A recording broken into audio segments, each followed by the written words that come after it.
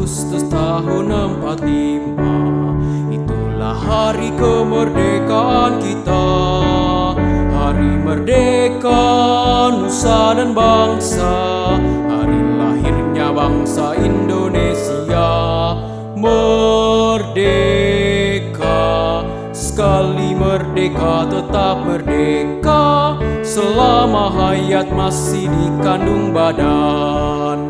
Kita tetap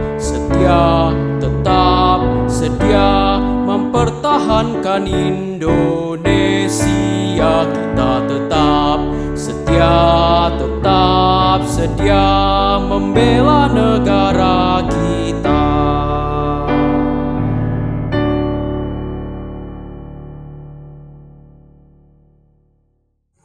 Merdeka! Merdeka! Merdeka! Hari ini adalah hari kemerdekaan kita. Maka sebagai bangsa yang besar, mari kita rayakan bersama hari ini dengan ungkapan syukur yang begitu besar yang kita utarakan kepada Tuhan melalui bangsa di mana kita dilahirkan dan menginjaknya sampai saat ini. Mari bersama-sama kita berdoa. Ya Tuhan, hanya oleh pertolongan-Mu sajalah kami semua boleh ada bersama-sama saat ini. Apapun dan bagaimanapun keadaan kami saat ini, kami tetap bersyukur kepadamu. Namun Tuhan, di tengah bangsa yang besar ini, kami tahu bahwa bangsa kami tidak sempurna. Karena kamilah yang tidak sempurna. Kami adalah anak-anak-Mu yang penuh dengan cacat dan celah, yang hidup di tengah-tengah bangsa ini. Turut mencetak permasalahan, menimbulkan problema, menyuarakan hal yang tidak benar. Tuhan, inilah pengakuan kami dan ampuni kami Tuhan. Namun kami tahu, kami juga berada di tempat ini karena pengorbanan-Mu yang besar bagi kami, yang menyelamatkan, yang telah menghidupkan kembali kami. Terima kasih ya Yesus Tuhan, dan melalui kuasa Roh Kudus-Mu, kami akan merenungkan sebagian firman-Mu. Amin. Ada satu bagian dari Alkitab yang menarik untuk kita maknai pada hari kemerdekaan ini, yaitu di Matius 22 ayat 20 dan 21. Saya akan membacakan. Maka ia bertanya kepada mereka, gambar dan tulisan siapakah ini? Kemudian jawab mereka, gambar dan tulisan Kaisar. Lalu kata Yesus kepada mereka, berikanlah kepada Kaisar apa yang wajib kamu berikan kepada Kaisar, dan kepada Allah apa yang wajib kamu berikan kepada Allah. Saudaraku yang terkasih, problem kehidupan sekarang ini sebenarnya tidak lebih berat dan parah dibanding dengan zaman ketika bapak-bapak para pejuang yang telah berguguran itu berjuang. Mereka melawan penjajah tentu. Mereka juga melawan diri sendiri. Artinya bagaimana mereka harus banyak mengorbankan kesenangan mereka, bahkan kekhawatiran mereka, keluarga mereka harus mereka tinggalkan. Demi apa? Demi kemerdekaan. Bahkan mereka juga harus terluka, harus kehilangan keluarga, harus kehilangan anggota tubuhnya, terkena sakit penyakit, bahkan kelaparan, kedinginan, ketakutan, merasa terancam, dan masih banyak masalah yang lain yang harus mereka hadapi saat itu. Maka saya ingin mengajak kita semua untuk merenungkan hari ini. Ketika Yesus mencoba menanyakan tentang koin itu kepada orang-orang di sana. Gambar siapakah yang ada di situ? Dan kemudian mereka menjawab Kaisar. Nah, sebetulnya Kaisar adalah simbol dari penjajahan. Hari ini Mungkin sulit bagi kita untuk membayangkan, ya apa sih rasanya? Bagaimana sih rasanya kita itu dijajah? Kenapa? Karena kita bebas saat ini. Mungkin karena situasi hari ini kita tidak sebebas sebelumnya, ya. Tapi toh kita tetap bebas. Kita bisa masih makan, minum, melihat apapun melalui media. Kita masih bisa mencari sesuatu dan sebagainya, ya. Jadi sulit untuk merasakan bagaimana sih rasanya ditekan. Kemudian kita harus merasa direndahkan. Kemudian segala sesuatu harus kita berikan. Senang tidak senang, ya lebih banyak nggak senangnya gitu ya. Jadi satu pertaruhan ketika Yesus menjawab ini, maka di pikiran orang, Yesus ini sebetulnya ada di pihak siapa sih? Kenapa Yesus menjawab, ya berikan gitu ya, kepada kaisar. Mereka mungkin akan berpikir, kita ini sudah tertekan kok masih suruh memberikan. Saudaraku,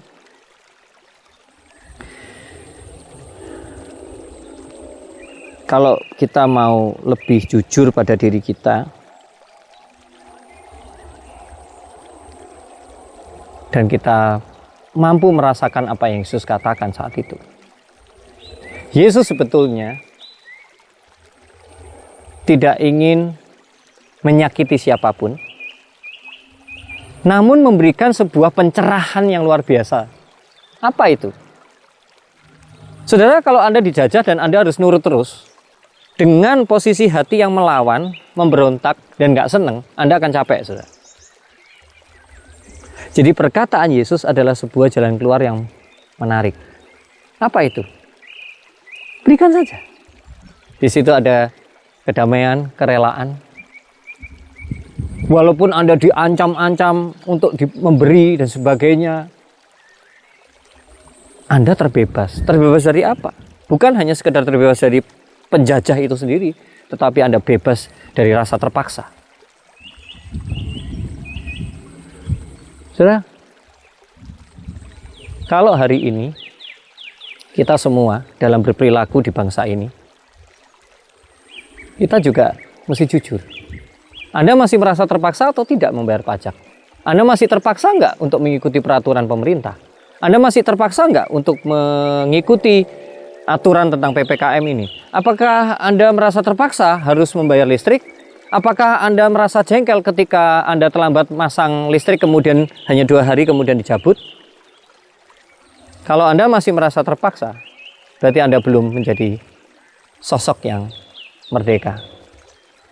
Yesus menawarkan kemerdekaan, yaitu kerelaan untuk menyatu dengan situasi tanpa rasa terpaksa. Tipsnya apa? Tentu yang bagi saya yang epic banget gitu, yang wow banget ya, yang luar biasa banget. Kasihilah bahkan musuhmu. Artinya, semuanya sudah dalam kondisi damai. Jadi kalau saya harus memberikan sesuatu kepada pihak yang saya tidak suka, padahal kalau hari ini masih mending ya, kita masih adalah yang suka sama pemerintahan hari ini. Tapi kalaupun kita nggak rela, gitu ya, maka Yesus menawarkan, kasihilah. Kasihilah orang yang walaupun kamu beri kepercayaan sebagai pemerintah dan mereka bahkan melakukan hal-hal yang tidak menyenangkan, curang, bahkan jahat. Percayakan kepada sistem hukum yang ada. Belajarlah untuk tetap mencintai dan mengasihi orangnya. Bencilah perilakunya, kejahatannya. Kita benci, kita tegas dengan itu. Tapi kita tahu sayang dengan orang-orangnya. Bukankah itu kebebasan?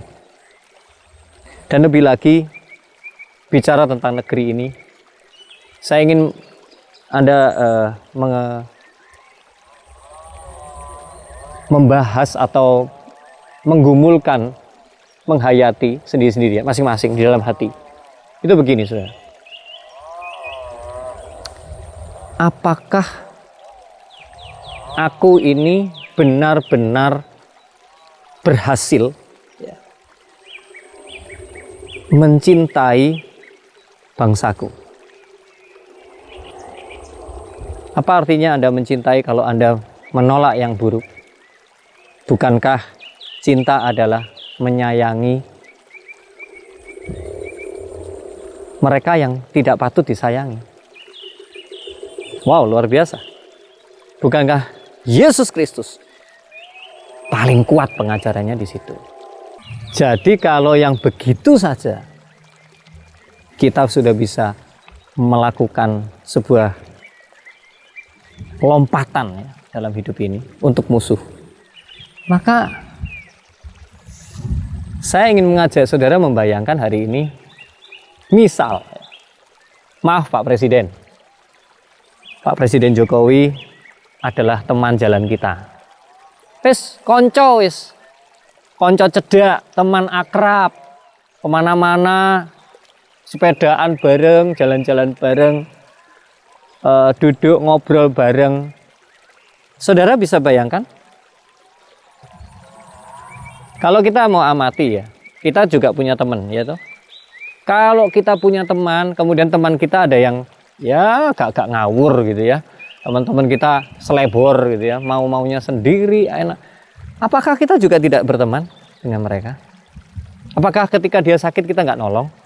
Ketika dia berbuat sesuatu yang aneh kita nggak ingetin? Kan kita tetap ngomong. Sebuah sikap yang ditawarkan oleh Yesus adalah keperpihakan yang rata gitu loh, kepada pemerintah, kepada penjajah, kepada teman, kepada orang miskin, kepada orang terlantar, kepada semua pihak, agama lain, keberbedaan, suku yang berbeda, status atau kelas sosial yang berbeda menurut Anda, walaupun menurut saya tidak ada kelas sosial. Semuanya kita bisa ada rasa keberpihakan. Itulah tentang koin tadi.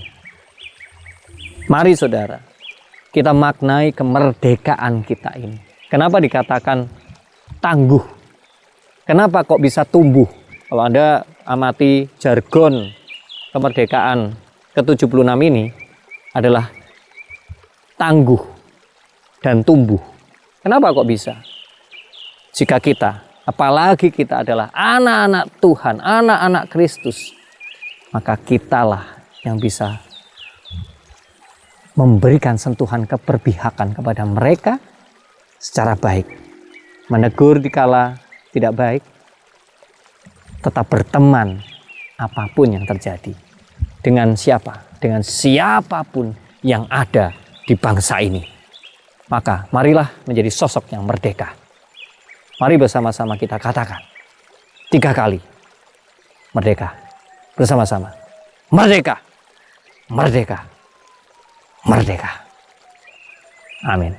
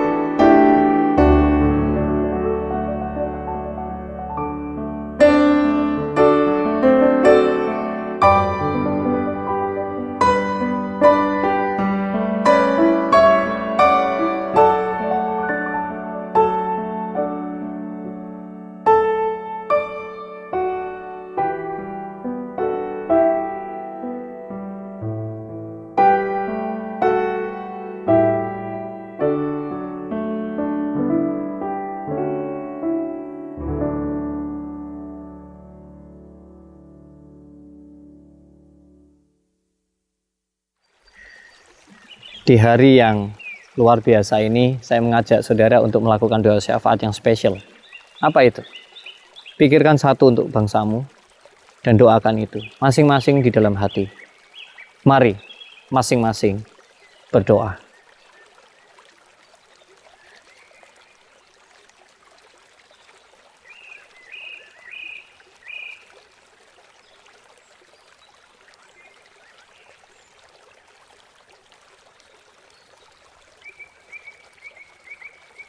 Jika kami kesulitan mencari tema apa yang kami doakan untuk bangsa ini, ampuni kami. Namun kami mengucap syukur untuk setiap orang yang saat ini telah berhasil memetik 1-2 topik dalam pikirannya untuk berdoa kepadamu Tuhan tentang bangsa ini. Terutama bukan hanya topik pandemi, karena masih banyak topik yang lain. Kiranya Tuhan mengisi hari-hari kami dengan doa-doa bagi bangsa ini. Ajar kami untuk terus mengibarkan semangat merah putih di dalam doa kami. Inilah doa syafaat kami Tuhan. Amin. Dengan semangat merah putih, saudara, bendera itu tidak sepanjang tahun berkibar. Namun percayalah bahwa sebetulnya hanya kitalah yang bisa mengibarkan bendera itu di dalam hati. Dan saya percaya Tuhan mengutus kita hari ini agar siapa yang terpanggil untuk mengibarkan bendera itu sepanjang harinya, sepanjang hidupnya sebagai bangsa ini, maka kibarkanlah di dalam hatimu bersama dengan imanmu kepada Kristus. Terimalah berkat dari Tuhan, Allah sumber kehidupan dan pengharapan. Dialah yang memberikan kepada kita segala pencurahan akan berkatnya kasih setia dan damai sejahtera hari ini sampai selama-lamanya. Amin.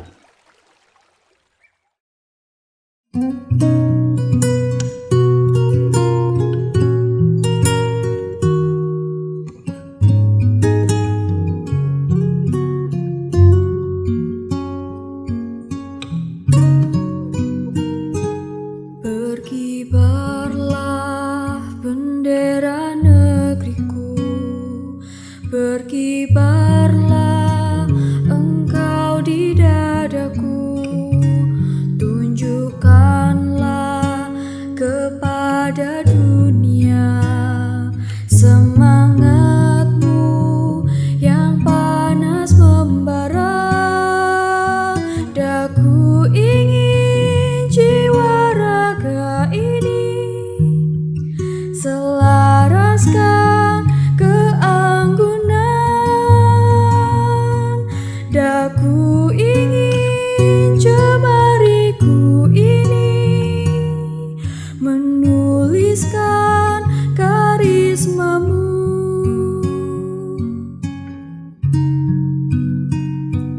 Berkibarlah bendera negeriku, berkibar di luas nuansamu, tunjukkanlah kepada dunia ramah tamah budi bahasamu.